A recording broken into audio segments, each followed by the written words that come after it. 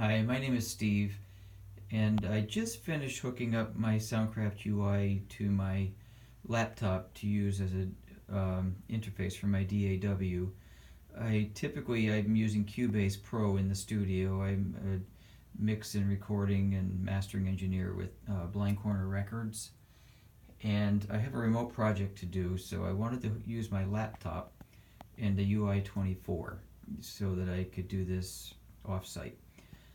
And as I was watching videos and trying to figure out how to make all the connections and everything from the DAW to the UI, I found I had a lot of trouble getting the information I need. So as terrible as I am at making a video, I thought I would try to walk through the steps to connecting, in my case, a MacBook Pro to my Soundcraft Ui24 using Cubase. But I'm sure the connections would be very similar regardless of what DAW you're using.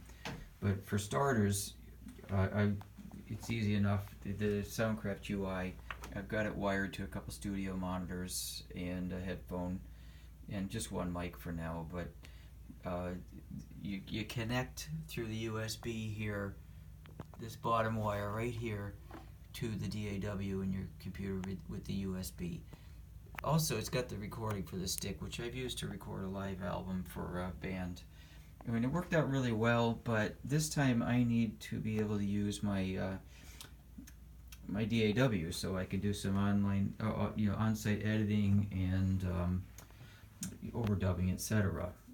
So what I found was when I went to connect the UI to my DAW, and I went to make connections for the input connections. First of all, you have to do studio setup, and it brings up this window, and of course you want to pick the Soundcraft UI driver.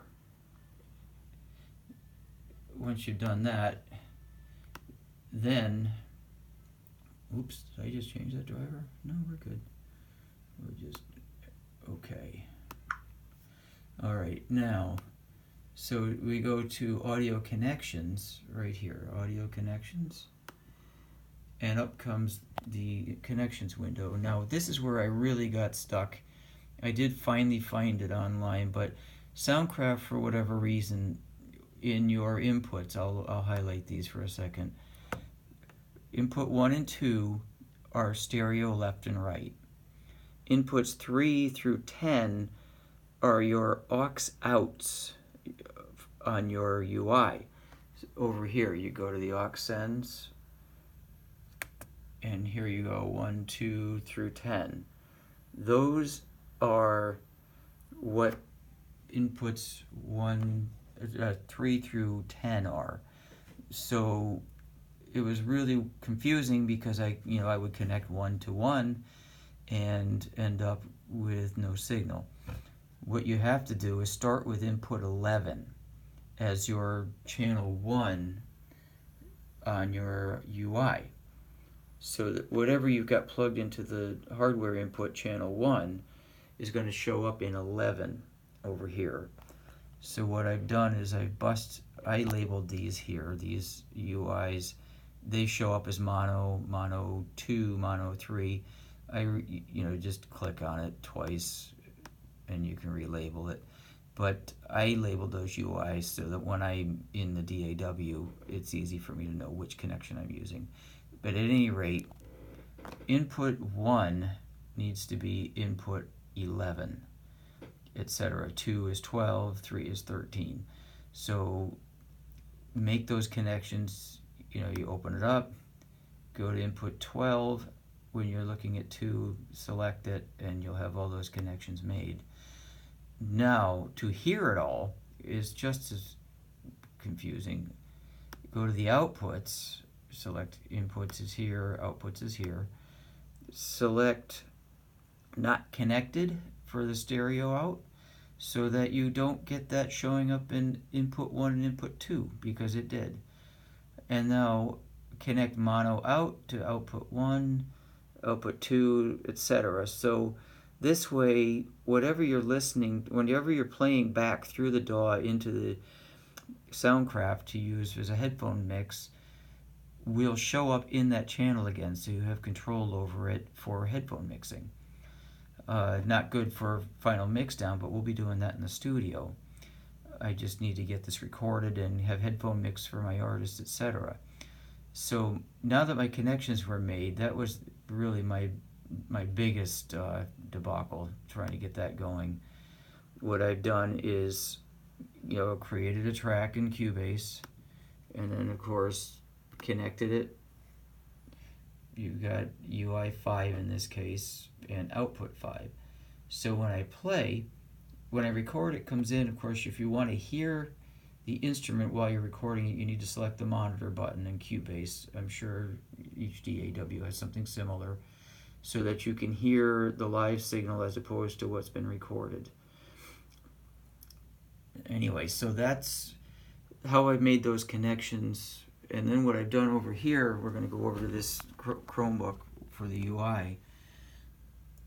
I've linked my aux 1 and aux 2 and labeled them headphone 1, and I've linked aux 3 and 4 and labeled them headphone 2. And then we've gone to up here, you go to the settings and into the hardware patching. So right now I'm using Soundcheck, by the way, because this way the playback from the DAW comes right back into the channels, and as long as I'm using that monitor button on whatever I'm recording so the artist can hear, everything else is playing back through the Soundcheck mode in the Soundcraft. But if we go over here and we select hardware outs, what I've done is I've taken aux 1 and aux 2 and I've bussed them, instead of out aux 1 and 2, I bussed them to headphones 1 left, headphones 2 right, headphones 1 left and right, aux 1 and aux 2, aux 3 and aux 4 are headphones 2 left and right. So now I have technically 3 headphone mixes that I can do, 2 with the headphone outs on the UI. We'll go back over here and I'll show you. You've got 2 headphone outputs on the UI right here. I'm using right now listening to headphones 2, which is auxes 3 and 4 linked together as a stereo pair. And aux 1 will function for another set of headphones with an entirely separate mix for your artist. So that, and then the 2 master left and right outputs, I have 3 complete headphone mixes that are 1/4 inch. If I want more, of course, you've got auxes, the rest of the auxes right through 10 that you can use to get a whole bunch of headphone mixes, but they're XLRs, so you'd need to get converters or something to get your headphones working there. But anyway, that's basically what I've done. The beauty of that is we can go to our aux sends up here, and we have a separate mix for each artist or headphones. But also we can treat this as, if you've used the UI, you know that you can put reverb and anything else you want on those headphone mixes, because a lot of times the artist wants reverb, and it's simple. You just throw the reverb, an aux send or an FX send, return it to the aux, and you can be listening to reverb while you record without recording that reverb. And so it's worked out really well. I just spent a lot of time, and I'm hoping that this information will be useful to someone else trying to make these connections. And that's basically it. Thank you.